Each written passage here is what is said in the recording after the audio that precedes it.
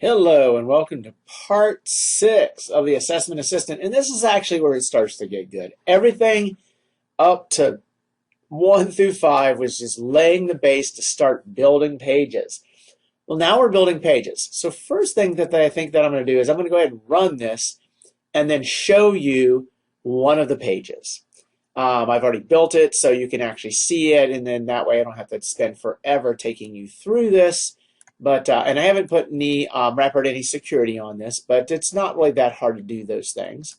So the page that I've built right here is this page where I've got that enter a title, enter a text area for description, and then I select from a drop down a period, which is my measurement period. Not a lot of styling on this. This is actually the default styling of what you get when you do scaffolding.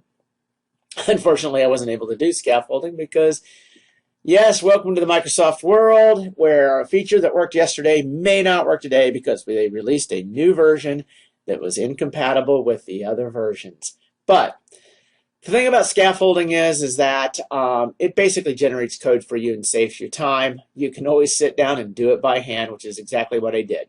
So after the last video, I've created this directory called Academic Program, and that's where the pages for academic programs are going to go.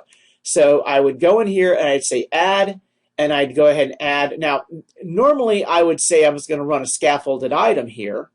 Unfortunately, scaffolding doesn't work. And if you go to Razor Page and you want to create a Razor Page, that's also, by the way, scaffolding. That scaffolding, good old empty. Guess what? Empty works. So I had to start with empty pages. However, I'll take you through how to make those empty pages not empty. Now, I created an empty page called Create. I'm sticking with the naming convention that goes with CRUD. That goes with the scaffolding that goes with CRUD. And I did a lot of copy and paste from some scaffolded stuff just because it just makes it easier to take some of my old stuff and throw it in here. But I'm going to be able to show this to you. Well, the first thing is that Create page has two pieces. It's got the view and a model. And this is the code. And this is the important part. So when I created that page called Create, it's going to have a class called Create Model, which inherits from Page Model. That will be built in. Everything else in here is going to be blank. So you got to build it. Now, to be able to use the database context with the classes and be able to save stuff, I need an instance of the context. Public read-only, application DB context, right there. It's a property in Create Model.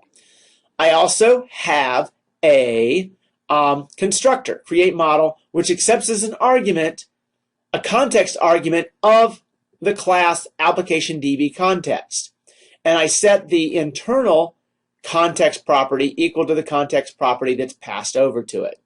Okay. Then in this case, I changed this to be an iAction result on get. On get, I think, was already built when I created the blank page, but I also like it to return back the page. I could take that out.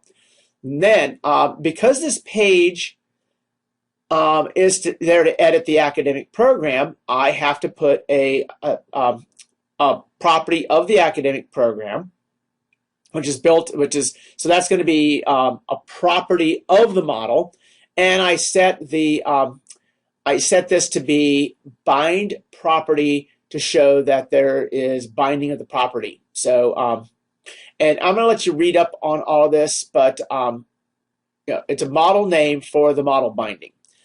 The last piece is the important. There's actually two things in here that are important, but I'm going to show you how I did these. So in other words, I do need to have a constructor, and the constructor actually passes over the application DB context. I do have an onGet that returns the page. I do have the property of academic program because the create is for creating academic programs. Then I have the actual, when you click that submit button, what's going to happen? Well, the first thing I do is I check for model state validity, which actually is built in. If not, model state is valid, then return the page. It basically just jumps back to the page. And then the page will actually, since I have validation statements in the Razor code, it'll actually show me some of that validation.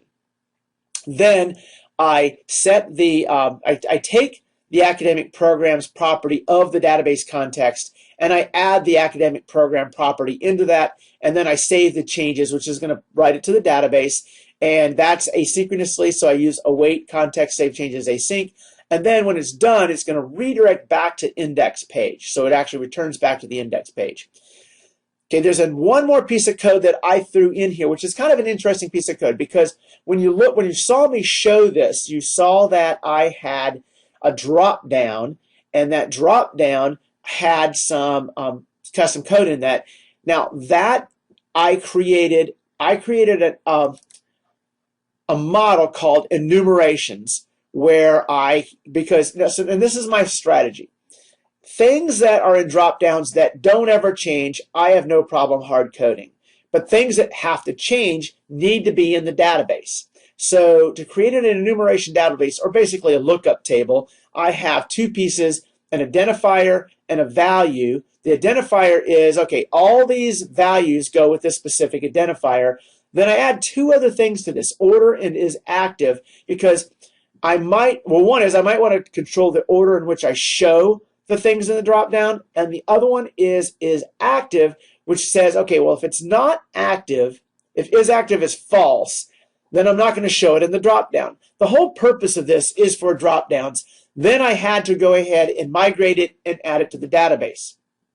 So if I go over to the database, I can see here that I've actually entered some values into the new enumerations for the identifier measurement period with some values. I did not enter the orders or is active right now, but I've got that capability of putting those in the future and then modifying my query. I would recommend that if you are creating an enumeration table for a drop-down list, that you do include those, because you might need them. And if you don't use them, well, it's not that much skin off your neck. Okay, that was fast stuff.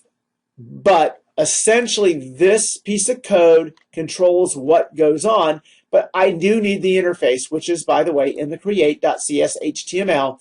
Here is the interface.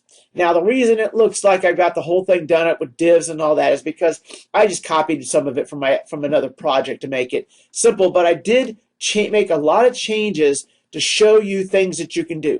This is just HTML. So the first thing that I did is I set the view data title to be equal to create, because that's kind of useful to have there.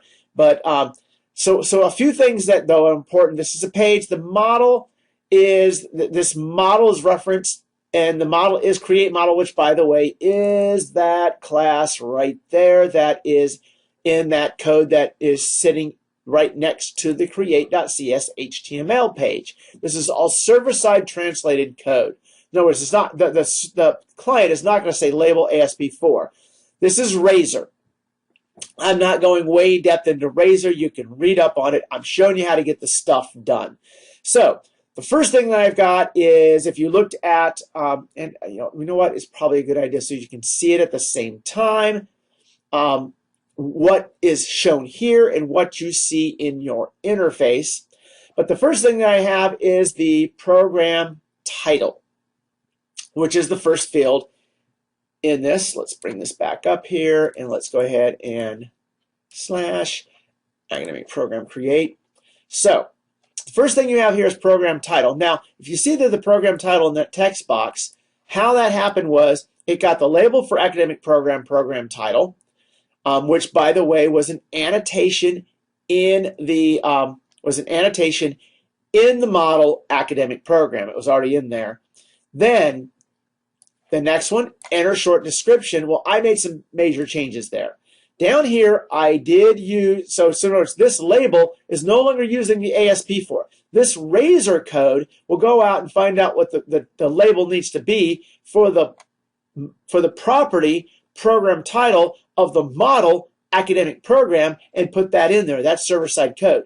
This is just plain old HTML, enter short description, and that's the short description of the program. And then notice here, I made a text area. Okay, that's actually pure HTML text area, but I had to do two things because I need this to be able to write back to the database. I need the ID and the name to match what it needs to match. So in this case, I've got a text area with 5 rows. I've got an ID and a name. academic program, the model, program description, the property with an underscore for the ID, and academic program for the model, period, program description for the name, and the class really doesn't matter because that's just how it gets displayed. I did keep the validation. In this case, I don't think there is any validation because I think this is a nullable field, so it shouldn't really do anything there. But now a biggie right here. Let's bring this baby over here. The drop down. Whoa. That's a drop down that's reading from the database. So in this code, I created a label, but I also created, this is another style of razor, add HTML drop down list 4. Then I went ahead and used a delegate, and the delegate it's got in this case it's got multiple arguments, but one of the arguments is the property that is going to be written. And in this case, the property that's going to be written is measurement period, which is a property of academic program. But then I needed to fill in that drop-down box. To do that, I used this, which actually is a reference back to this specific class, model measurement periods. Well, where is that? Okay, well, it's right here. Here is, so this was that page. Model is this, the create model, which is that class. And then I wrote the function measurement periods. But where did I get measurement periods from? Well, I got that from get measurement periods of the context. But that was something I had to write. And this was a debate that I had. Where do I want to put this IEnumerable? This class returns an IEnumerable of select list items. Basically, it returns something that I can put right into that select list drop down. Okay, that's what it does. So what it returns isn't so much important other than the fact that I can pop it right into a drop down and it's going to work. I could have made a list, but then I would have had to do some casting. Okay, where did I put it? I actually put it as a method in the application DB context. Now, it may have made more sense to put it as a property of academic programs, but the reality was, when I was looking at it, get measurement periods is used by all of these. So I went ahead and made it a property of the context, the application DB context. So then what I did is I said, okay, well, if I'm going to make it a list of all this, where does it come from? Well, it comes from reading the database table enumerations by looking for the identifier measurement period, filtering on that, and then selecting the items that have that value. Let's go back to that real quick. This is the actual table. Enumeration ID is nothing more than an identity that moves forward. The concept of order and is active. If order was like, if I wanted to put these in a different order, I could tell it to order by order. And then I could, which is easy to do. I would just simply add that to this this statement here, because I have a where and a select, but I could go one step further. And then I could also say is active equals true, or basically say is active is not equal to false, which would mean that anything that is null or true would be able to show up here. This returns that list.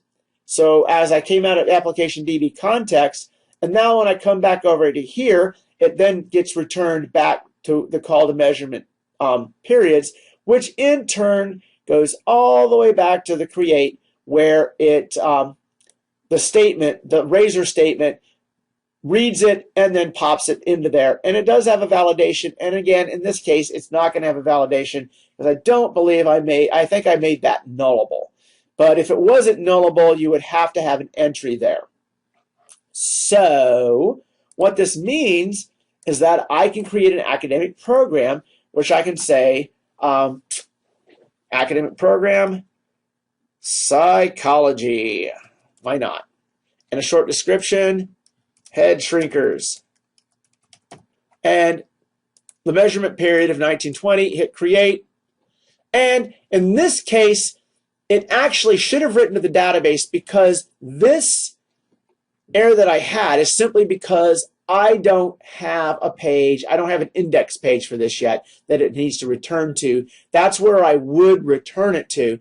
So if I go back over here to the database and I go to academic programs and I say select top 1,000 rows, I should have the entry academic program ID 1, psychology, head shrinkers, measurement period 1920. I know that's a lot, and I did it all in 15 minutes, but now we're dealing with building pages.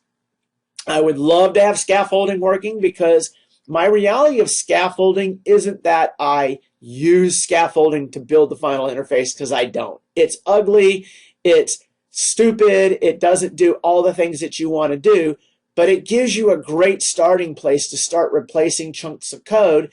So essentially, it writes a ton of code for you. Yeah, I'm kind of like, wow, come on, Microsoft, get your crap together. I mean, the error that I get isn't even have a solution online that you can even look up. And I know it's got a lot to do with the versioning. I'm kind of hoping that maybe this will get fixed in a future version when we're up here, when we're looking at these packages, and we can get like a version that's consistent where they all work together. Oh well. But I'm hoping that what I did show you is truly useful things. What I'm going to do from here on out, this is, I probably will go ahead and show you how to create an edit. This is a create. Probably show you how to create an edit here. But past that, you can build your interfaces. I'll show you how to do specific, neat little interface elements in the future. Tutorial pieces that I give you. But I think I've given you a great starting place. The code is available on my GitHub. My GitHub will be in the comments that go with this YouTube post. So you can go ahead and pull the code down and look at it. By the way, by the time you look at it, it's probably going to change because I'm writing this as I go. Good programming. Hope this helps you.